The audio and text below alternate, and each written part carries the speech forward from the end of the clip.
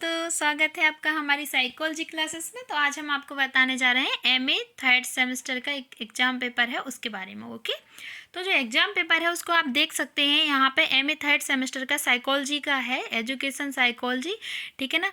तो इसमें देखिए आप जो एग्ज़ाम पेपर है वो नवंबर दिसंबर 2013 का है, ठीक है, 2013। अब इसमें आप देखिए यहाँ पे जो एजुकेशन साइकोलॉजी का जो ये पेपर है इसमें टाइम देखिए क्या है कि टाइम आपको 3 आवर्स दिया जाता है और मैक्सिमम मार्क्स वो हैं 85 हैं और मिनिमम पास मार्क्स हैं वो 29 है। ओके, तो अब ये 85 नंबर का जो एग्ज़ाम पेपर है वो इसलिए होता है क्योंकि इसमें जो रेगुलर स्टूडेंट होते हैं ना उनके लिए ये 85 नंबर का रहता है, क्योंकि उनके जो इंटरनल असाइनमेंट होते हैं वो 15 नंबर का, मतलब एक 15 मार्क्स का एक इंटरनल असाइनमेंट कराया जाता है, ठीक है, जिसको आंतरिक मूल्यांकन परीक्षा भी बोलते हैं। अब यहाँ पे देखिए आप यहाँ पे ये जो इसके पासिंग मार्क्स हैं वो क्या हैं कि आपके 29, ठीक है, 29 नंबर में पास हो जाते हैं। 85 नंबर का पेपर होता है, ठीक है। अब इसमें देखिए कि सभी प्रश्न करने हैं, प्रश्न क्रमांक 1 अनिवार्य है, ठीक है। तो यहाँ पे क्या है, attempt all questions, question number 1 is compulsory. अब ये क्वेश्चन नंबर 1 इज़ कंपलसरी इसीलिए है क्योंकि इसमें ये क्या है कि आपको देखो अलग अलग क्वेश्चन देंगे। जैसे अभी यहाँ पे आप देख सकते हैं, यहाँ पे जैसे आपको ये यहाँ पे 1 नंबर का जो क्वेश्चन दिख रहा है, शिक्षा मनोविज्ञान का अर्थ बताइए, इस तरह के आपको ये यहाँ पे और क्वेश्चन देंगे, ठीक है। उनमें से आपके लिए ऑप्शनल रहेगा कि आप कोई भी 5 क्वेश्चन का आंसर दे सकते हैं। ओके, अब यहाँ पे क्या है कि इन्होंने एक साथ 10 क्वेश्चन दे दिए होंगे, ठीक है। अभी आप देखेंगे आगे इसमें 10 क्वेश्चन होंगे, 10 क्वेश्चन में से आप कोई भी 5 कर सकते हैं, ठीक है। और आपका क्या होता है कि जो एमए का जो सिलेबस है उसमें 5 यूनिट हैं आपके सिलेबस में, ठीक है ना। तो प्रत्येक यूनिट से एक शॉर्ट आंसर टाइप क्वेश्चन रहता है, एक लॉन्ग आंसर टाइप क्वेश्चन रहता है। ओके, तो यहाँ पे अब आप देखिए कि निम्न में से किन्हीं 5 प्रश्नों के उत्तर दीजिए। शब्द सीमा 50 प्रत्येक शब्द, ठीक है। अब प्रत्येक के लिए, अब प्रत्येक जो क्वेश्चन है ये जो शॉर्ट वाला है इसमें वर्ड लिमिट है, ठीक है। तो यहाँ पे देखो आप देख सकते हैं क्या लिखा हुआ है, 5 × 5 = 25। यहाँ पे इसका मतलब ये है कि आपका 5 नंबर का एक क्वेश्चन है और आपको 5 करने हैं तो आपके 25 नंबर के हो जाएंगे, ठीक है। इसलिए 5 × 5 = 25 लिखा हुआ।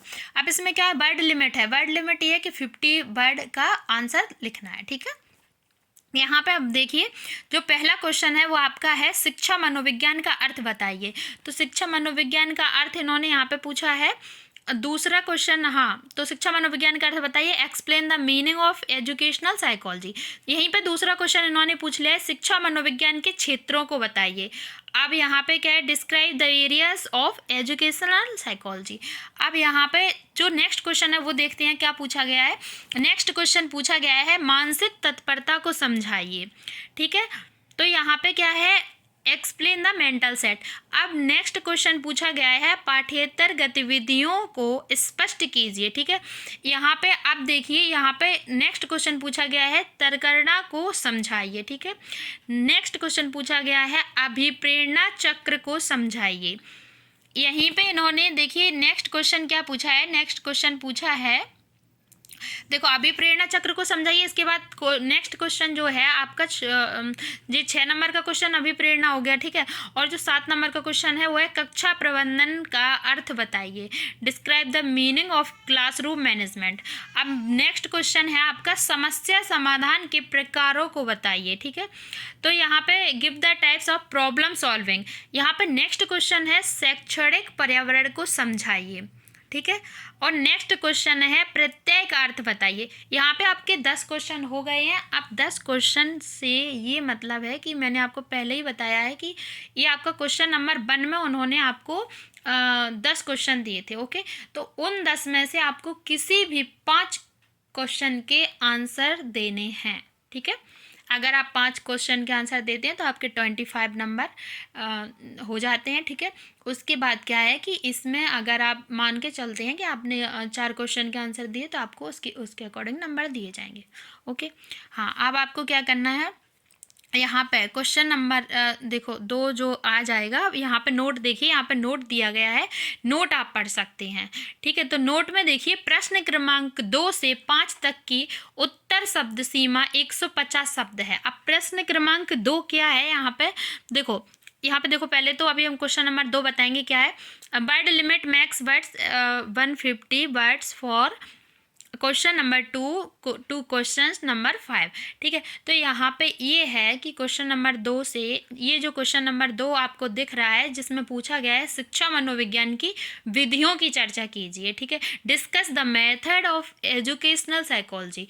अब यहाँ पे आपको इसके आगे एक 12 नंबर लिखा दिख रहा है, तो वो उसका मतलब ये है कि जो 12 नंबर लिखा दिख रहा है, ये आपका जो क्वेश्चन पेपर है वो आपका 12 नंबर का है। ओके, अब यहाँ पे देखिए 12 नंबर का क्वेश्चन पेपर है आपका ये, सॉरी क्वेश्चन जो आपका ये क्वेश्चन है, ये लॉन्ग आंसर टाइप क्वेश्चन है और इसमें से क्या है कि आपका 12 नंबर का एक है। ओके, अब इसमें आप दूसरा देख सकते हैं, दूसरा आपका जो है अथवा में पूछा गया है। अथवा का और अथवा और का मतलब ये होता है कि जो दूसरा क्वेश्चन है उनमें से आपको किसी भी अथवा, जैसे अथवा में दिया गया है शिक्षा में मनोविज्ञान की भूमिका स्पष्ट करें। ठीक है, तो यहाँ पे क्या है कि शिक्षा में मनोविज्ञान की भूमिका स्पष्ट करें, और जो ये क्वेश्चन था शिक्षा मनोविज्ञान की विधियों की चर्चा करें। इन दोनों में से आपको किसी एक क्वेश्चन का आंसर देना कंपलसरी है और किसी एक का ही देना है। ऐसा नहीं है कि अथवा में है और ये दोनों में से दोनों का आंसर आ रहे हैं तो आप कर दो, नहीं, ऐसा नहीं करना है, किसी एक का ही देना है और वो कंपलसरी होता है। ओके, अगर आप नहीं देते हैं तो आपको ये जो 12 मार्क्स हैं, आपके जो 12 नंबर हैं वो नहीं दिए जाएंगे। ठीक है, 12 मार्क्स। अब देखो, अब यहाँ पे क्या है कि आपका जो नेक्स्ट क्वेश्चन है वो है शिक्षा की व्यावसायिक विवृद्धि पर चर्चा करें। ये आपका 3rd नंबर का क्वेश्चन है, बट यहाँ पे ये 3rd नंबर जो है मिटा हुआ है, दिख नहीं रहा है। ठीक है, लेकिन ये 3rd नंबर का क्वेश्चन है आपका। शिक्षा की व्यावसायिक विवृद्धि पर चर्चा करें। इसके अथवा में देखिए कौन सा क्वेश्चन पूछा गया है। तो इसके अथवा में जो है वो पूछा गया है पाठ्येतर गतिविधियाँ शिक्षा को प्रभावी बनाती हैं। ठीक है, अब यहाँ पे देखिए, यहाँ पे इन्होंने पूछा है, अथवा में पूछा है, तो मैंने क्या बताया, अथवा का एक ही रूल है, अथवा और करके लिखा रहता है कि इन दोनों में से किसी एक क्वेश्चन को करना है आपको। ओके है, अब आप जो नेक्स्ट क्वेश्चन है वो आप देखिए। नेक्स्ट क्वेश्चन आपका है प्रत्यय निर्माण प्रक्रिया को समझाइए। ठीक है, तो explain the process of concept of formation. ठीक है, तो यहाँ जो आपका देखो, ये भी 12 नंबर का है। ठीक है, 12 मार्क्स का है। अब आप देख सकते हैं इसके अथवा में कौन सा क्वेश्चन पूछा गया है, देखते हैं। समस्या समाधान के प्रकारों का वर्णन करें, describe the types of problem solving. अब यहाँ पे क्या है कि इन्होंने ये क्वेश्चन जो पूछा है, अब यहाँ पे कैसा रहता है, जैसे मान के चलो उन्होंने यूनिट फर्स्ट से जो क्वेश्चन पूछे हैं, तो ठीक है ना, तो यूनिट फर्स्ट से जो क्वेश्चन शॉर्ट आंसर टाइप पूछते हैं तो लॉन्ग आंसर टाइप भी पूछते हैं। ठीक है, इसी तरह से यहाँ पे उन्होंने ये लॉन्ग आंसर टाइप क्वेश्चन है तो आपका जो सिलेबस होता है उसी में से किसी न किसी यूनिट का होगा। ठीक है, तो अब यहाँ पे क्या है कि ये लॉन्ग आंसर टाइप क्वेश्चन है तो उसी यूनिट में से किसी का होगा, यूनिट 4 का हो सकता है। ठीक है, अब यहाँ पे क्या है कि नेक्स्ट क्वेश्चन आप देख सकते हैं वो है अभिप्रेरणा के पदानुक्रमांक मॉडल का वर्णन करें। ठीक है, तो आप यहाँ पे देखिए, आप इन्होंने अथवा में क्वेश्चन पूछा होगा। अथवा में कौन सा क्वेश्चन पूछा है देखते हैं। अथवा में पूछा है अधिगम में अभिप्रेरणा की भूमिका स्पष्ट करें। ठीक है, तो यहाँ पे explain the role of motivation in learning. अधिगम में अभिप्रेरणा की भूमिका स्पष्ट करें। यहाँ पे इन्होंने ये वाला क्वेश्चन पूछ लिया है इसके अथवा में, तो मैंने बताया कि अथवा में जो पूछा गया उनमें से किसी एक का आंसर देना है। ओके, अब यहाँ पे आप देखिए कि निम्न में से, नेक्स्ट क्वेश्चन आपका है, निम्न में से किन्हीं दो पर लघु निबंध नोट लिखें। तो शब्द सीमा क्या है, 75 शब्द है। ठीक है, 75 वर्ड्स की आपकी जो वर्ड लिमिट है। ओके, तो यहाँ पे क्या है कि इन्होंने आपको ये जो क्वेश्चन दिया है, यहाँ पे इन्होंने आपको जो पॉइंट दे दिए, तो आपको 3 पॉइंट है, 3 पॉइंट में से अब आपको क्या है, यहाँ पे एक प्रॉफिट हो गया कि आपको इस तरीके से दे दिया उन्होंने, तो 3 पॉइंट में से आपको कोई भी 2 पॉइंट लिख देने हैं। ठीक है, अब यहाँ पे देखो 2 पॉइंट का आंसर देना है। अब यहाँ पे क्या है, इन्होंने अथवा में नहीं पूछा है, हाँ अथवा में नहीं पूछा है, यही था। तो इसमें क्या है कि इसमें आपको इन्होंने अथवा में नहीं पूछा, इन्होंने कोई भी 2 लिखने को बोल दिया है, 3 दिए गए हैं तो आप किसी भी 2 को लिख सकते हैं। ठीक है, अब यहाँ पे क्या है 12, हाँ तो यहाँ पे ये 12 नंबर का क्वेश्चन है। 12 नंबर का जो मैंने बताया था आपको स्टार्टिंग में कि 85 का जो पेपर है वो रेगुलर स्टूडेंट के लिए होता है। ठीक है, और रेगुलर स्टूडेंट की जो 15 नंबर का एक रहता है ना, एक 15 नंबर का जो CC जैसे बोलते हैं, इंटरनल असाइनमेंट बोलते हैं। इंटरनल असाइनमेंट जो होता है वो होता है ओके 15 नंबर का। तो इसीलिए उनका जो एग्ज़ाम पेपर है वो 85 का होता है। अब जो प्राइवेट स्टूडेंट होते हैं, प्राइवेट स्टूडेंट का जो एग्ज़ाम पेपर है वो 100 मार्क्स का ही होता है, क्योंकि उनके इंटरनल असाइनमेंट नहीं होते हैं, ठीक है ना। आंतरिक मूल्यांकन परीक्षा जिसे कहते हैं वो नहीं होते इंटरनल असाइनमेंट उनके। तो अब यहाँ पे क्या है कि यहाँ पे अब आप देख सकते हैं कि जैसे हमने बताया था आपको, शुरू में दिखाते हैं हम आपको।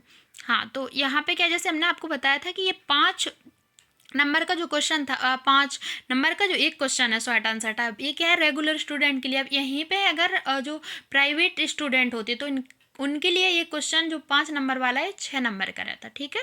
अब यहाँ पे देखो, जैसे अब हम आपको बताएं कि ये जो 12 नंबर का क्वेश्चन है, आप देख सकते हैं 12 नंबर का क्वेश्चन है, प्रत्यय निर्माण प्रक्रिया को समझाइए। यहाँ पे देखो अभिप्रेरणा के पदानुक्रमांक मॉडल का वर्णन करें, ये 12 नंबर का क्वेश्चन है। ये रेगुलर स्टूडेंट के लिए 12 नंबर का क्वेश्चन, और प्राइवेट स्टूडेंट के लिए ये वाला क्वेश्चन 14 नंबर का होता, 14 मार्क्स का होता है। और ये 12 मार्क्स का किसके लिए, रेगुलर के लिए, 14 मार्क्स का प्राइवेट स्टूडेंट के लिए ओके। तो इनके जब आप टोटल नंबर ऐड करोगे तो इनका प्राइवेट का 100 हो जाएगा, ठीक है। इस एग्जाम पेपर में लिखे नहीं है, लेकिन कुछ एग्जाम पेपर ऐसे होते हैं जिनमें लिखा हुआ होता है, ठीक है, कि 12 और ऑब्लिक का साइन होता है 14 मार्क्स। तो thank you so much, I hope आप सभी को समझ में आ गया होगा ये किस तरह का आता है एग्जाम पेपर जो है MA का था, ठीक है, एजुकेशन साइकोलॉजी का। अब हम आपसे मिलते हैं नेक्स्ट वीडियो में नेक्स्ट एग्जाम पेपर के साथ। तब तक के लिए thank you so much. Video को लाइक शेयर और सब्सक्राइब जरूर करें।